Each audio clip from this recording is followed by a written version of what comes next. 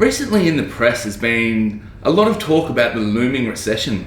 So today I want to talk about, should you buy now or should you wait for prices to drop? There's a saying in the investment space, and that is time in the market is better than timing the market. Now what this is saying is that you're better off buying into the market today versus trying to time the market and waiting for a recession or prices to drop. Now, there's a lot of big institutions around the world that have essentially unlimited resources to put towards doing economic research and essentially trying to time the market. Even these big institutions very, very rarely ever get it right. So as an individual, trying to time the market and play that game is a dangerous game to play. So there's been a lot of press, like I was saying recently, that there's a recession coming. Now, some people are reporting this is coming as soon as this year. Other people are predicting 2025, 2024. Obviously very much varying depending on what research they're looking at.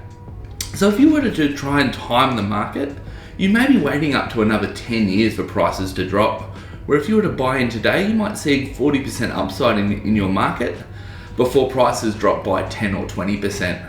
So once again, time in the market I think is a lot more important and a lot easier to achieve than trying to time the market. The other factor to consider here is if you are buying truly positively geared property, that's property that I consider to be generating cash flow after all your outgoings and even including your repayments. It generates a cash flow. Your tenant's actually going to be paying off the property for you.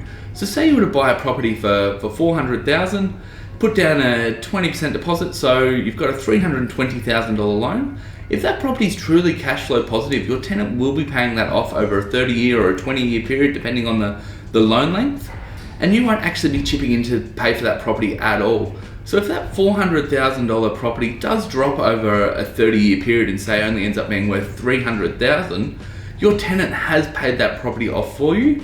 And even if you put down a 20% deposit, an $80,000 deposit, you're still $220,000 better off by buying that property. Plus, once you've paid off that loan, you're then generating all that cash flow that was going into paying off the loan.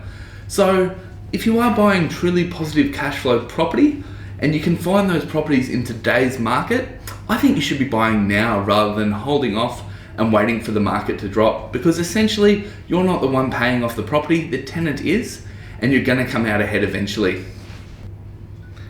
The other thing worth looking at is historically what rents have done through recession. So if we look back at the GFC, the global financial crisis, back in the end of 2008, start of 2009, around that time period, we actually didn't see rental prices drop. We saw growth slow down. And if you have a look at some of these sources that I've done a bit of research prior to making this video, you will see that rental growth did slow down, but in very few locations did rental prices actually drop.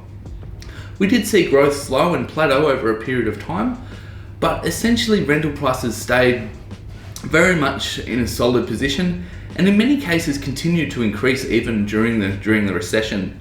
So if you are buying truly positive cash flow properties, you can take some comfort in historically rental prices have remained steady during a recession. So if the property does have a good cash return today, even if the market does soften sale price wise, the chances are that your investment is going to continue to cash flow during a recession before rental prices start to increase again. The other good thing to consider is typically during a recession, the banks are very good at dropping interest rates. It's the federal government puts out incentives for interest rates to drop, and this will make holding your property cheaper while your rental prices will stay the same historically.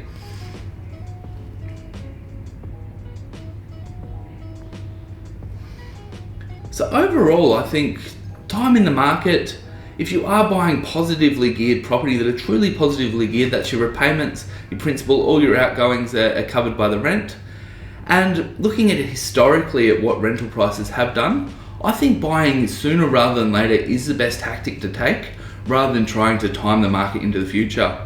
One thing I do want to cover off on here is if you are buying for an investment, make sure you're buying into a local economy that does have a broader employment base. If you're buying into a mining town that's just an iron ore town and the price of iron drops and that mine closes, your rental prices are going to get smashed.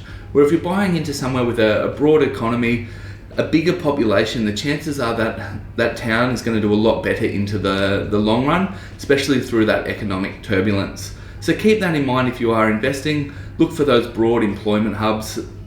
Those areas of bigger populations typically will be a lot more stable throughout a recession. So there you have it, guys. As always, that's just my opinion on the topic. Don't take this as investment advice, but purely my opinion and where I've seen things historically go. Thanks for tuning in, guys, and if you have liked this video, make sure you hit the subscribe button. We bring out a heap of content each week and we love bringing you new videos.